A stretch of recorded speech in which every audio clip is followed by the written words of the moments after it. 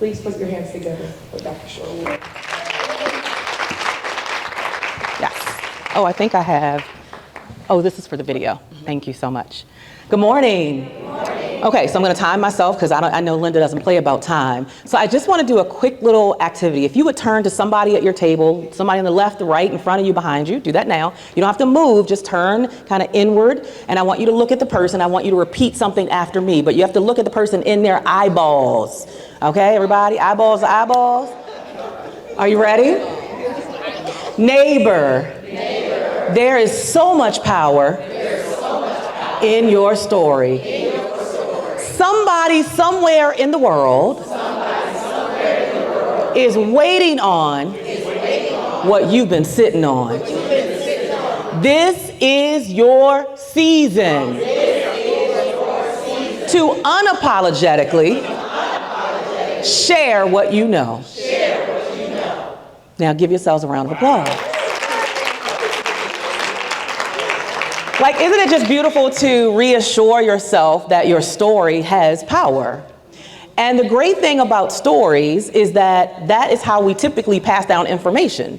Like for decades, for centuries, we pass down information and knowledge through storytelling. Think about the last time you saw someone and maybe you asked them, hey, how you doing? Or how's it going? Or how was your morning? Typically, they will go into a story if you at least give them more than 2 minutes.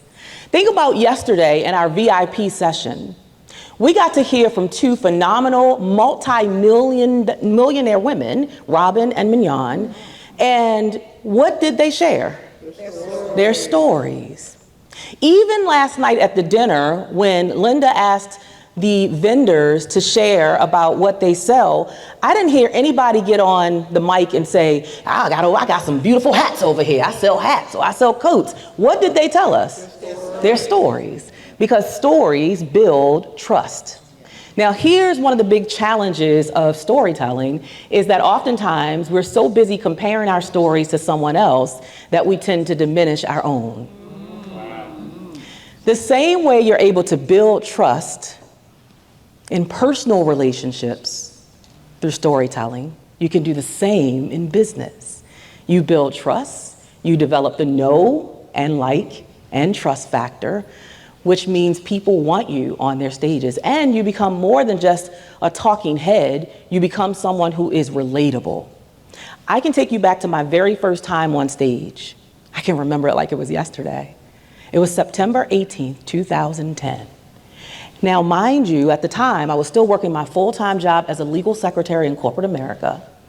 Now, I didn't love the job, but I did like the paycheck, and I liked the benefits. But I knew that it was a season in my life for change. I knew there was something else I was being called to. I just didn't know what it was, and so I had to be curious enough to go out and start exploring, to put myself into new spaces so that I could figure out what is this thing that's inside of me that's yearning to get out. So I started a little t-shirt business. I would go to vendor events just like this and I would sell the t-shirts, but I knew the t-shirts wasn't really it. It was literally just a conduit to get me to the next thing. And sure enough, I get this invite from Morgan State University to come and speak. And when they first called me and they said, well, Miss Wood, I wasn't Dr. Cheryl Wood yet. Miss Wood, we heard about your t-shirt business and we want you to come to our women's conference here at Morgan State, and we want you to teach other moms in the Baltimore community how to start their own businesses. And I said, you have dialed the wrong number.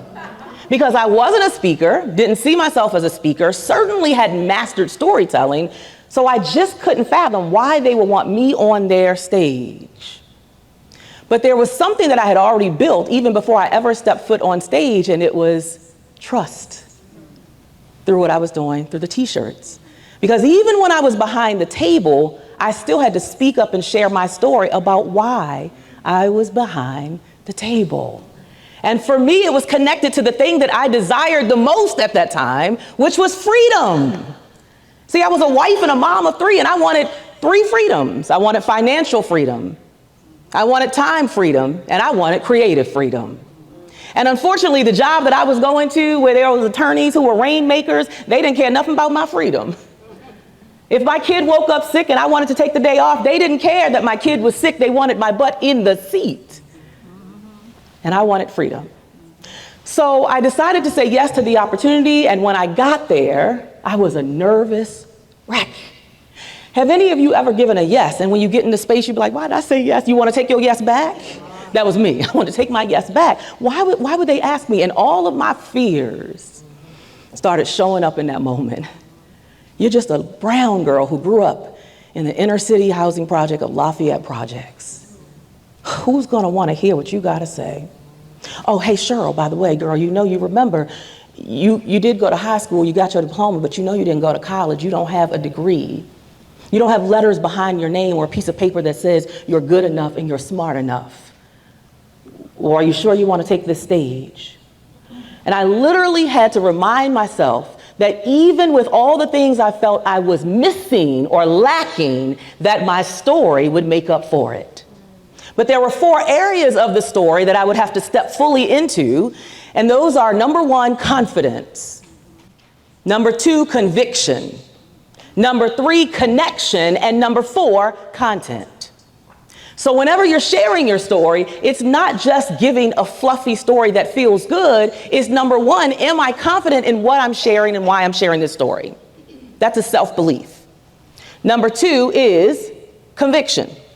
And the conviction is, do I have a firm, solid belief in what I'm teaching? Like, do I back this up the way I live, the way I exist, the way I show up? Is this something that I know for sure, or is this something that I'm just sharing in theory? So whatever I'm going to share with you, I want to make sure that I'm passionate about it, and that I know for sure that whatever solutions I'm providing as a result of what I'm connecting that story to, it actually works. How do I know if it works? Well, I should have tested it and tried it before I got here and shared it with you. So confidence, conviction, connection. Connection, as Linda teaches you so much, is often about how you show up in your body language. It's how you give people eye contact, but not uncomfortable eye contact. Like you staring at somebody and they're like, please look away, please look away. It's how you move across the stage. It's how you share stories that are not just head-to-head knowledge, but heart-to-heart, human to human, that makes you relatable, that makes someone see themselves in you. And then, of course, number 4 is content. My good friend and coach, Les Brown, always says, never tell a story without making a point, and never make a point without telling a story. So you don't just want to give stories. You want to make sure the stories lead somewhere.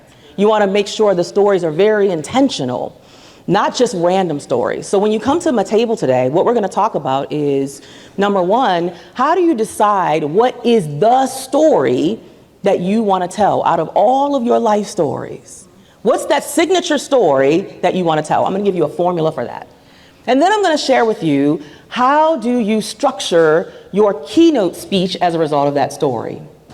Because when you get on stage, even if you don't consider yourself a speaker, I'm just here to tell you all, you are speakers.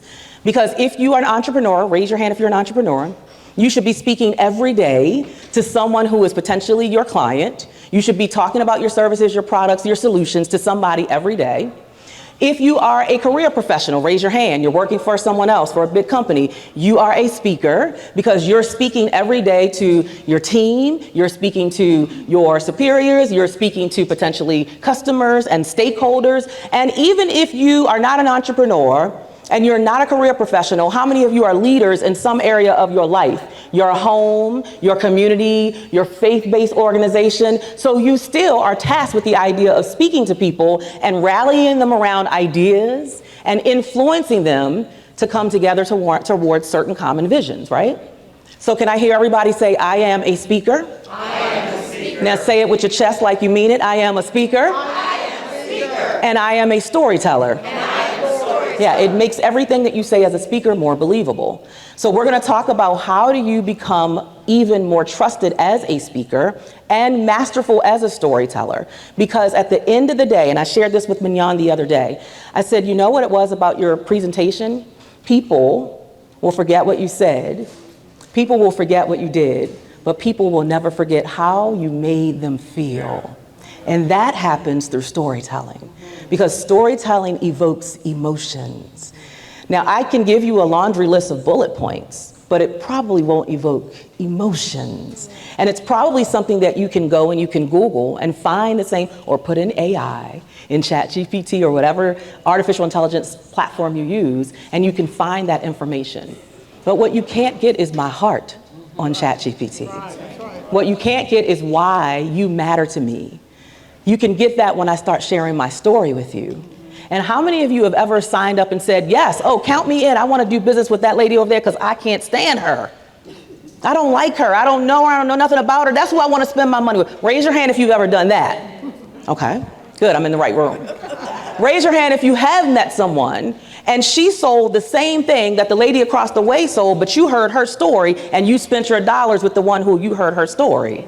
Because there was something just human to human that connected and made you decide to say yes. So I will end with, I am excited to share with you later today. I have some goodies for you. We're going to walk through some of the specifics of storytelling. I'm actually going to show you how you can pull in characters into your story, how you start, how you end a story. There should always be a beginning, a middle, and an end. And you're going to walk away feeling like you're a masterful storyteller by the time we finish these sessions. Remember this thing. Your story is about you because you went through the thing, but it is not for you.